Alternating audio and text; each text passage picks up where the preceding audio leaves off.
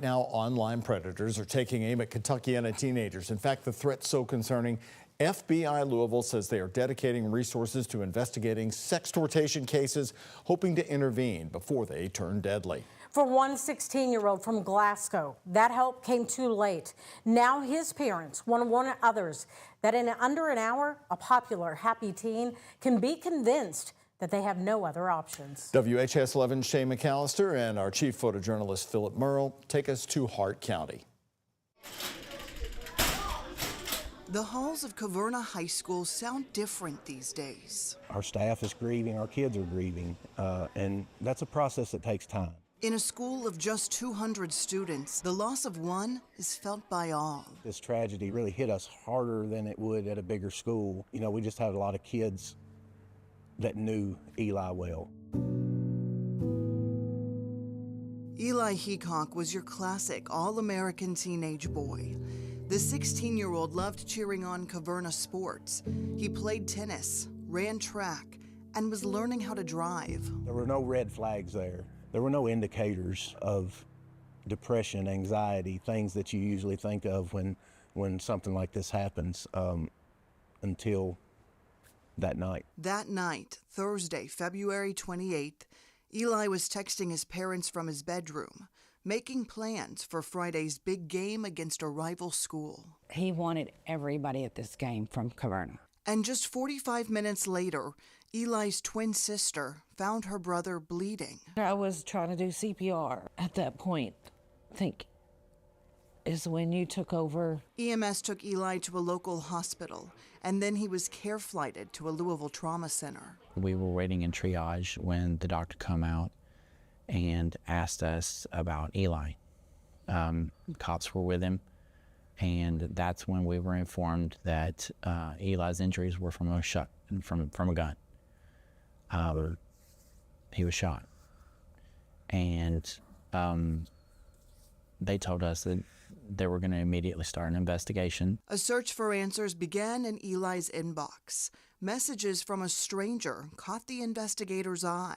He was contacted by some people online who demanded $3,000, and he got scared. Eli's parents said they saw the messages. Within a matter of an hour, this person was able to contact Eli and create a panic in him. A stranger had connected with the teen, demanded money, and threatened to release sexually explicit images of Eli to his friends and family if he didn't pay up by a fast-approaching deadline. Unfortunately, I think the biggest problem is it happens so quickly for the child. FBI's Ian Brock investigates crimes against children. He says sextortion is the fastest-growing threat against Kentucky kids, citing at least 2 new cases reported every week.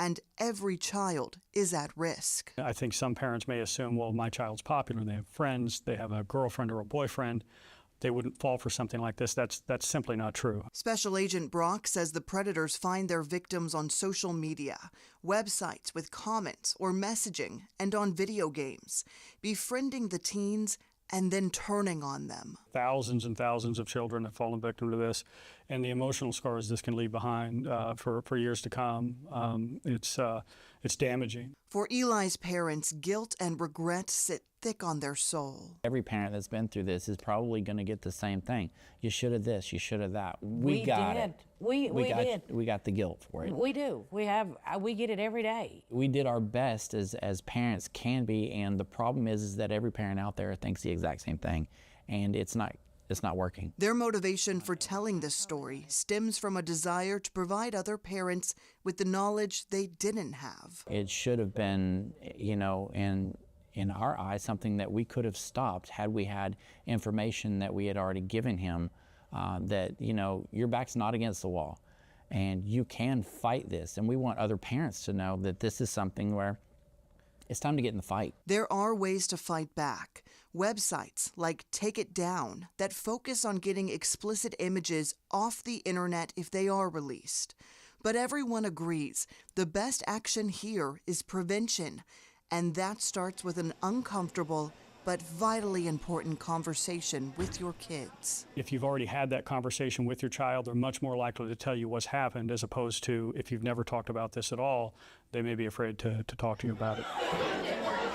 Back at Caverna High School, Eli's death has been a devastating reality check.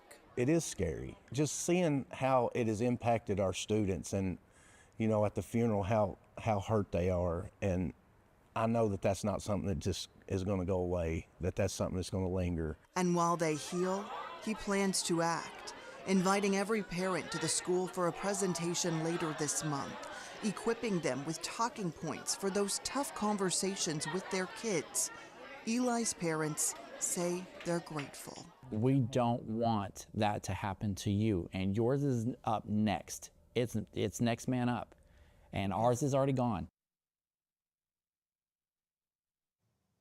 Local lawmakers, by the way, are taking action to prevent sextortion cases in Kentucky and implement harsher penalties against offenders when they do happen. Senate Bill 73 was signed into law last week. Now, it requires schools to start educating families when their students are in the 4th grade, sending letters to explain sextortion and what it looks like, and resources if a child does fall victim. It also requires secondary schools to display information in poster form throughout the school. And sponsor Julie Rocky Adams says Eli's case could have been different if he had access to that kind of information. What's so tragic about it is that he felt like he didn't have anywhere to go. And so that's what we want to change with these kids, is we want to have them recognize that there are places for them to go and to get help and to receive that receive those services that they need to get through it. Only take 30 seconds. We have talking points straight from the FBI on our website right now. Just look for this story.